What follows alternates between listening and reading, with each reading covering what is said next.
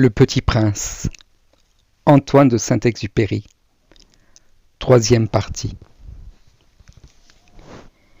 Chaque jour, j'apprends quelque chose sur la planète, sur le départ, sur le voyage. Ça venait tout doucement, au hasard des réflexions. C'est ainsi que le 3e jour, je connus le drame des baobabs. Cette fois-ci encore, ce fut grâce aux moutons, car brusquement, le petit prince m'interrogea, comme pris d'un doute grave. C'est bien vrai, n'est-ce pas, que les moutons mangent les arbustes? Oui, c'est vrai. Ah, je suis content. Je ne compris pas pourquoi il était si important que les moutons mangeassent les arbustes. Mais le petit prince ajouta. Par conséquent, ils mangent aussi les baobabs. Je fis remarquer au petit prince que les baobabs ne sont pas des arbustes, mais des arbres grands comme des églises, et que si même il emportait avec lui tout un troupeau d'éléphants, ce troupeau ne viendrait pas à bout d'un seul baobab. L'idée du troupeau d'éléphants fit rire le petit prince. Il faudrait les mettre les uns sur les autres. Mais il remarqua avec sagesse. Les baobabs, avant de grandir, ça commence par être petit. C'est exact. Mais pourquoi veux-tu que tes moutons mangent les petits baobabs? Il me répondit. Ben voyons, comme s'il s'agissait là d'une évidence. Et il me fallut un grand effort d'intelligence pour comprendre à moi seul ce problème. Et en effet, sur la planète du Petit Prince, il y avait, comme sur toutes les planètes, de bonnes herbes et de mauvaises herbes. Par conséquent, de bonnes graines, de bonnes herbes et de mauvaises graines, de mauvaises herbes, mais les graines sont invisibles. Elles dorment dans le secret de la terre jusqu'à ce qu'ils prennent fantaisie à l'une d'elles de se réveiller. Alors elles s'étirent et poussent d'abord timidement vers le soleil, une ravissante petite brindille inoffensive. S'il s'agit d'une brindille de radis ou de rosier, on peut la laisser pousser comme elle veut. Mais s'il s'agit d'une mauvaise plante, il faut arracher la plante aussitôt, dès qu'on a su la reconnaître. Or, il y avait des graines terribles sur la planète du Petit Prince. C'étaient des graines de baobab.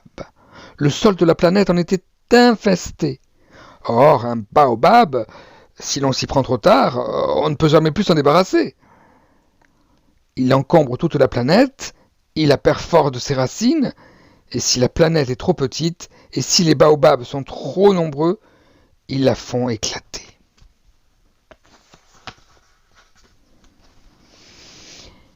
C'est une question de discipline, me disait plus tard le petit prince. Quand on a terminé sa toilette du matin, il faut faire soigneusement la toilette de la planète. Il faut s'astreindre régulièrement à arracher les baobabs, dès qu'on les distingue, avec les rosiers, auxquels ils ressemblent beaucoup quand ils sont très jeunes. C'est un travail très ennuyeux, mais très facile. Et un jour, il me conseilla de m'appliquer à réussir un beau dessin pour bien faire entrer ça dans la tête des enfants de chez moi.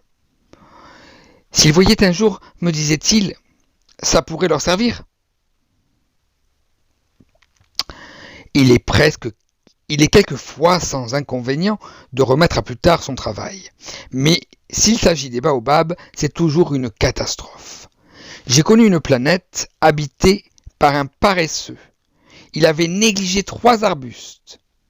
Et sur les indications du Petit Prince, j'ai dessiné cette planète-là. Je n'aime guère prendre le ton d'un moraliste, mais le danger des baobabs est si peu connu, et les risques courus par celui qui s'égarerait dans un astéroïde sont si considérables que pour une fois, je fais exception à ma réserve. Je dis, enfants, faites attention aux baobabs.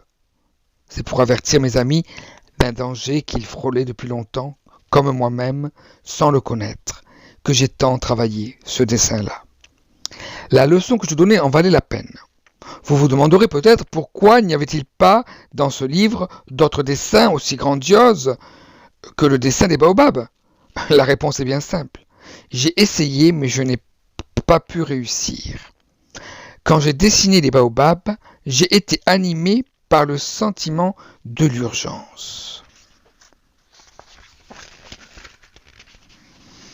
Ah, petit prince, j'ai compris peu à peu ainsi ta petite vie mélancolique. Tu n'avais eu longtemps pour distraction que la douceur des couchers de soleil. J'ai appris ce détail nouveau le 4e jour au matin, quand tu m'as dit « J'aime bien les couchers de soleil. Allons voir un coucher de soleil. » Mais il faut attendre. Attendre quoi? Attendre que le soleil se couche. Tu as eu l'air très surpris d'abord. Et puis tu as ri de toi-même et tu m'as dit « Je me crois toujours chez moi. » En effet, quand il est midi aux États-Unis, le soleil, tout le monde le sait, se couche sur la France. Il suffirait de pouvoir aller en France en 1 minute pour assister au coucher de soleil. Malheureusement, la France est bien trop éloignée. Mais sur ta si petite planète, il te suffisait de tirer la chaise de quelques pas et tu regardais le crépuscule chaque fois que tu le désirais. Un jour, j'ai vu le soleil se coucher 44 fois. Et un peu plus tard, tu ajoutais « Tu sais, quand on est tellement triste, on aime les couchers de soleil. » Le jour des 44 fois, tu étais donc triste? Mais le petit prince ne répondit pas. Le 5e jour, toujours grâce au mouton, ce secret de la vie du petit prince me fut révélé. Il me demanda avec brusquerie, sans préambule, comme le fruit d'un problème longtemps médité en silence, un mouton, s'il mange les arbustes, il mange aussi les fleurs? Un mouton mange tout ce qu'il rencontre. Même les fleurs qui ont des épines? Oui, même les fleurs qui ont des épines. Alors les épines, à quoi servent-elles? Je ne le savais pas. J'étais alors très occupé à essayer de dévisser un boulon trop serré de mon moteur. J'étais très soucieux car ma panne commençait de m'apparaître comme très grave, et l'eau à boire qui s'épuisait me faisait craindre le pire. Les épines, à quoi servent-elles? Le petit prince ne renonçait jamais à une question. Une fois qu'il l'avait posée, j'étais irrité par mon boulon et je répondis n'importe quoi. Les épines, ça ne sert à rien. C'est de la pure méchanceté de la part des fleurs. Oh? Mais après un silence, il me lança avec une sorte de rancune. Je ne te crois pas. Les fleurs sont faibles. Elles sont naïves. Elles se rassurent comme elles peuvent. Elles se croient terribles avec leurs épines. Je ne répondis rien. À cet instant-là, je me disais, si ce boulon résiste encore, je le ferai sauter d'un coup de marteau. Le petit prince dérangea de nouveau mes réflexions. Et tu crois, toi, que les fleurs... Mais non, je ne crois rien. J'ai répondu n'importe quoi, je m'occupe, moi, de choses sérieuses. Il me regarda stupéfait. De choses sérieuses? Il me voyait mon marteau à la main et les doigts noirs de Cambouis penchés sur un objet qui lui semblait très laid. Tu parles comme les grandes personnes. Ça me fit un peu honte, mais impitoyable, il ajouta. Tu confonds tout, tu mélanges tout. Il était vraiment très irrité. Il secouait au vent des cheveux tout dorés. Je connais une planète où il y a un monsieur cramoisi. Il n'a jamais respiré une fleur. Il n'a jamais regardé une étoile. Il n'a jamais aimé personne. Il n'a jamais rien fait d'autre que des additions. Et toute la journée, il répète comme toi, « Je suis un homme sérieux, je suis un homme sérieux. » Et ça le fait gonfler d'orgueil. Mais ce n'est pas un homme, c'est un champignon. Un quoi? Un champignon? Le petit prince était maintenant tout pâle de colère. Il y a des millions d'années que les fleurs fabriquent des épines. Il y a des millions d'années que les moutons mangent quand même les fleurs. Et ce n'est pas sérieux de chercher à comprendre pourquoi elles se donnent tant de mal pour se fabriquer des épines qui ne servent jamais à rien. Ce n'est pas important la guerre des moutons et des fleurs. Ce n'est pas plus sérieux et plus important que les additions d'un gros monsieur rouge. Et si je connais, moi, une fleur unique au monde, qui n'existe nulle part, sauf dans ma planète, et qu'un petit mouton peut anéantir d'un seul coup, comme ça, un matin, sans se rendre compte de ce qu'il fait, ce n'est pas important, ça? Il rougit puis reprit. Si quelqu'un aime une fleur qui n'existe qu'à un exemplaire dans les millions et les millions d'étoiles, ça suffit pour qu'il soit heureux quand il les regarde. Il se dit, ma fleur est là quelque part. Mais si le mouton mange la fleur, c'est pour lui comme si brusquement toutes les étoiles s'éteignaient. Et ce n'est pas important, ça? Il ne put rien dire de plus. Il éclata brusquement en sanglots.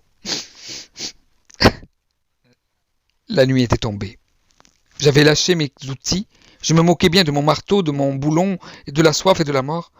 Il y avait sur une étoile, une planète, la mienne, la Terre, un petit prince à consoler. Je le pris dans mes bras, je le berçai, je lui disais: La fleur que tu aimes n'est pas en danger. Je lui dessinerai une muselière à ton mouton. Je te dessinerai une armure pour ta et je te dessinerai une armure pour ta fleur. Je je ne savais pas trop quoi dire. Je me sentais très maladroit. Je ne savais comment l'atteindre ou le rejoindre. C'est tellement mystérieux, le pays des larmes.